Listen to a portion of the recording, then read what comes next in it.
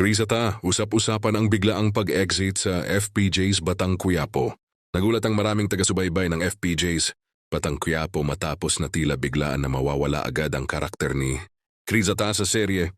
Maraming netizens ang napatanong kung bakit tila agaran ang naging pag-exit ng actress na unang ikinatuwa ng mga manonood nang siya ay ipakilala sa palabas.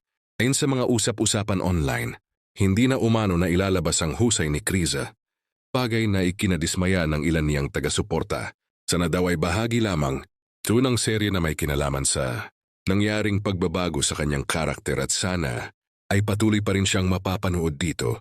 Bagamat walang opisyal na pahayag mula sa company, Kriza o sa produksyon ng Batang Quiapo, lumalakas ang spekulasyon na maaaring short-term role lamang ang ipinagkatiwala sa kanya o kaya ay nagkaroon ng pagbabago sa direksyon ng kwento na nagresulta sa maagang pagtatapos ng kanyang karakter.